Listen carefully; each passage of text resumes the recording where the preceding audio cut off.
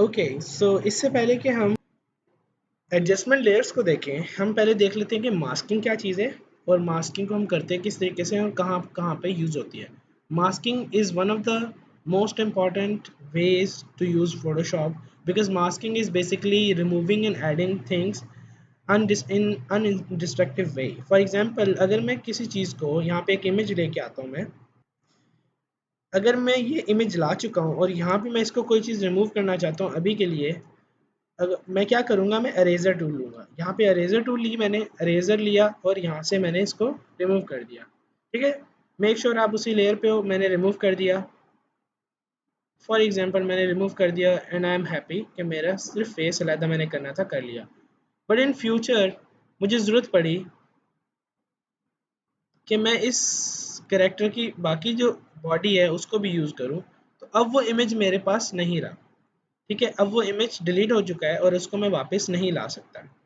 ठीक है, for example हम जब क्रॉपिंग कर रहे होते हैं, जैसे कि बैकग्राउंड रिमूव कर रहे हैं तो हम सिलेक्शन कर रहे होते हैं, और मैं अगर अरेजर से सिलेक्शन कर रहा हूँगा, तो अगर गलती से मैंने इस तरह कर दिया तो मुझे कंट्रोल जी करके दोबारा से स्टार्ट से हर चीज़ करनी पड़ेगी। ठीक है, और अगर गलती से मैंने कंट्रोल जी करने के बाद या फिर किसी तरीके से कुछ ऐसा कर दिया जी मेरी सिलेक्शन ख़त्म हो गई, तो मेरा इमेज पूरा का पूरा ख़राब हो जाएगा और मुझे बहुत ज़्यादा बैक पे जाना पड़ेगा अपने इमेज को रिट्रीव करने के लिए। तो उस मेथड को ओवरकम करने के लिए हमारे पास होती है मास्किंग। मास्किंग बेसिकली किस तरीके से काम करती है, हम इसको इधर ही आते हैं। मास्किंग बेसिकली ये होती है कि हम इसमें जो चीज़ हमें चाहिए होगी वो हम रखेंगे, लेकिन जो बाकी चीज़ होगी उसको हम रिमूव नहीं करेंगे, उसको हम हाइड सिर्फ कर देंगे। तो बेसिकली फ़ोटोशॉप में मास्किंग जो है आपने किस तरीके से करनी होती है, आप कोई भी इमेज या लेयर लेते हो और उस पर ये वाले बटन पे क्लिक करते हो। ठीक है, जैसे ही आप इधर क्लिक करोगे आप देखोगे एक नई लेयर बन गई है, इस पर आप होवर करोगे तो आपको बताएगा layer mask thumbnail. Mask thumbnail basically बता रहा होता है कि कितना एरिया विजिबल होगा और कितना एरिया विजिबल नहीं होगा। तो अभी वाइट का मतलब है कि सारा का सारा एरिया विजिबल है, ब्लैक का मतलब होता है कि वो एरिया विजिबल नहीं है। फॉर एग्जांपल अगर मैं ब्रश लेता हूँ, बी दबाता हूँ, ब्रश आता है और यहाँ पे मैं एक्स दबा के, ठीक है, सॉरी यहाँ पे मैं एक्स दबा के पहले तो डिफ़ॉल्ट कलर ले लेते हैं हम, डिफ़ॉल्ट कलर, और उसके बाद एक्स, ये हमारे पास कलर्स हैं बेसिकली। मेरी लेयर जो है फुल स्क्रीन हुई हुई है, हाँ,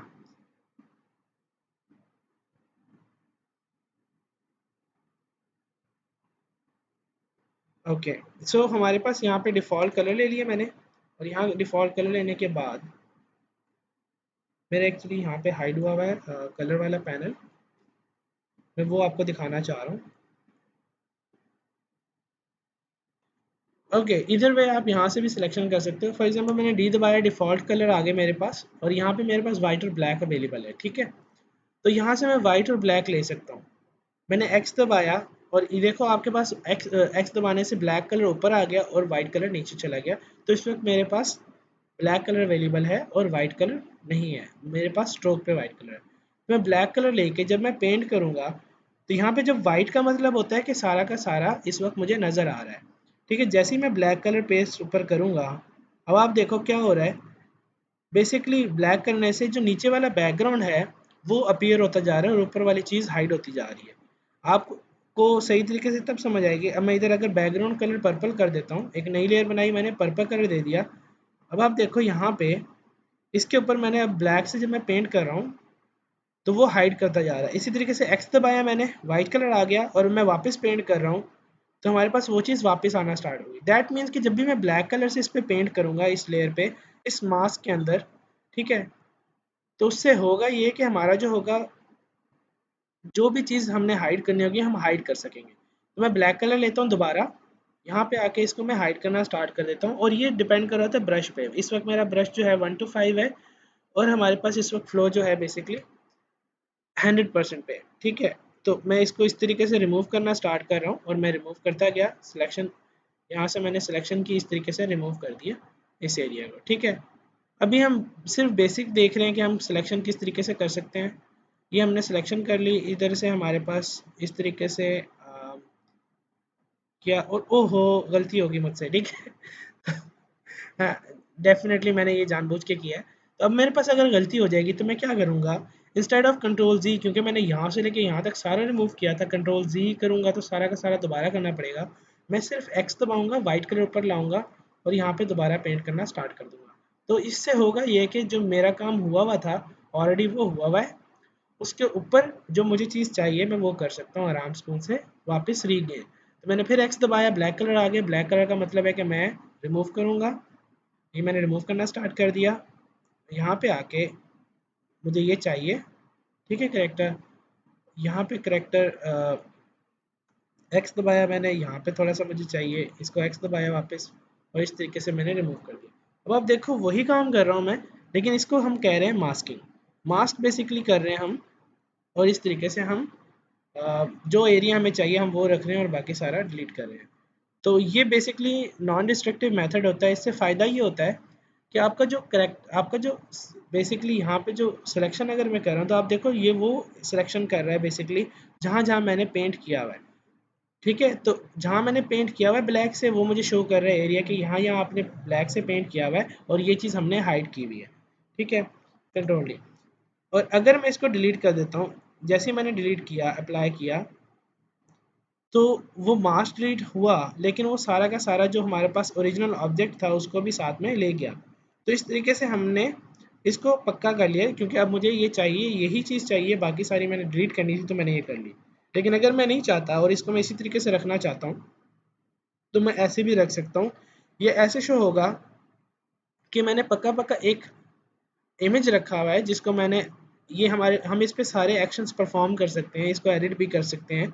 लेकिन ये नॉन डिस्ट्रक्टिव मेथड है, क्योंकि ये जो मास्क हमने बनाया हुआ है, किसी भी टाइम पे किसी भी स्टेज पे अगर मैं चाहता हूँ कि ये मेरा मास्क वापस आ जाए और मेरी ये टांग जो यहाँ पे मैंने रिमूव की है डॉग की, ये मैं वापस अचीव कर लूँ, तो मैं क्या करूँगा, डी दबाऊँगा, यानी कि डिफ़ॉल्ट कलर आ जाए ब्लैक और वाइट। और ये याद रखना ये ब्लैक एंड वाइट पे सही काम करता है, डिफरेंट कलर्स पे ये सही तरीके से काम नहीं करेगा।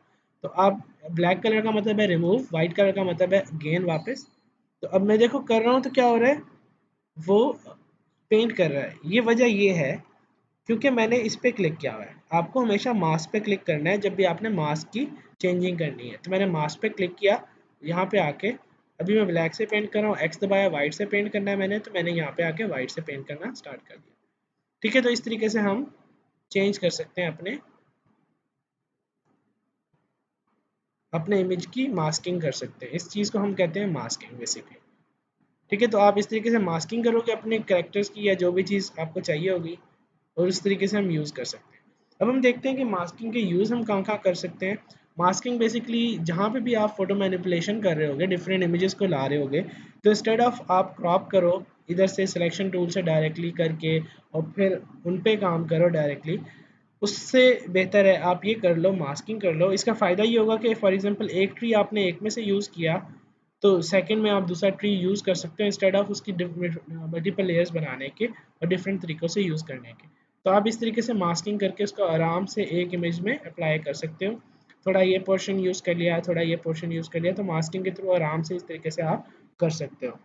तो अभी के लिए आप ये मास्किंग को प्रैक्टिस करो। Masking is one of the best and main methods in Photoshop, जो कि आना ज़रूरी है, ठीक है। बाकी टूल्स आपको साथ साथ आते जाएंगे। मास्किंग के अलावा अब एक चीज़ और आप देख लो, शेप टूल। बेसिकली ये रिलेट नहीं करते हैं, लेकिन हम शेप टूल देख लें कि हमारे पास शेप टूल बेसिकली इसी तरीके से आ रहे होते हैं, जो हमारे पास हम जब शेप्स बनाते हैं। अगर हमने ये नहीं देखे हुए तो I just want to show them, ताकि हमारी ये कवर हो जाए। तो ये हमारे पास डिफरेंट शेप्स हैं जो कि हम बना सकते हैं।